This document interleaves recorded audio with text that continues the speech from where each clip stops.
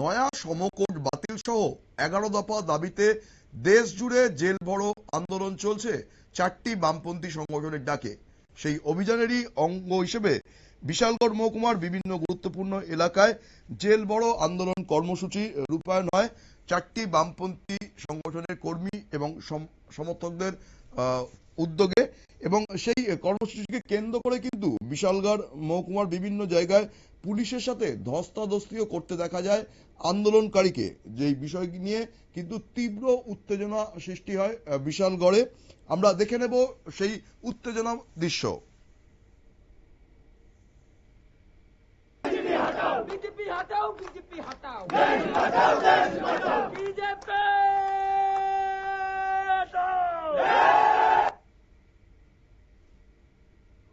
আমরা দেখলাম সেই দৃশ্য যেখান থেকে রীতিমতো আক্রমণ করা হচ্ছে যে দেশের সরকার যেভাবে সমবিরোধী এবং দেশ বিরোধী নীতি নিয়ে চলছে তার বিরুদ্ধেই কিন্তু ক্ষোভ উগড়ে দেন বামপন্থী কর্মী সমর্থকরা। এই কর্মসূচি সম্বন্ধে কি বললেন বাম নেতা পার্থপ্রতিম মজুমদার, আমরা শুনে নেব তার বক্তব্য। কোন কর্মসূচিতে মানুষ সাহস করেই নামে, জেল ভরো আন্দোলন আজকে এটা নামবে, এটা আমাদের কাছে প্রত্যাশিত ছিল। কারণ গত 28 তারিখ মধুপুরে এমনিভাবে আমাদের কর্মসূচিকে বাধা দেওয়ার জন্য বিজেপি দল বিভিন্ন ষড়যন্ত্র করে, কিন্তু তারপরও আটকাতে পারেনি। 6 শতাধিক মানুষ মধুপুরে তারা অংশ নিয়েছিল।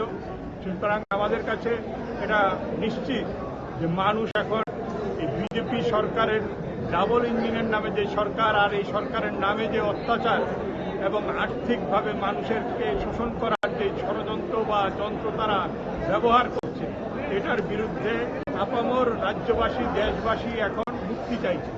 আপনারা বারবার অভিযোগ করতেন শাসক যারা রয়েছেন বিজেপি, ওনারা আপনাদের কোনো মিছিল মিটিং সভাতে বরাবর অসুবিধার সৃষ্টি করেন, আক্রমণ করেন, সেরকম অভিযোগ করছেন। কিন্তু আজকে বিশাল সংখ্যক আমরা শুনে এলাম বাম নেতা পার্থপ্রতিম মজুমদারের বক্তব্য। তিনি অভিযোগ করেন যে কেন্দ্র এবং রাজ্য সরকার সাধারণ মানুষের সাথে প্রতারণা করছে এবং জনবিরোধী নীতি নিয়ে এসে তারা কিন্তু পুঁজিপতিদেরই পকেট ভারী করছে।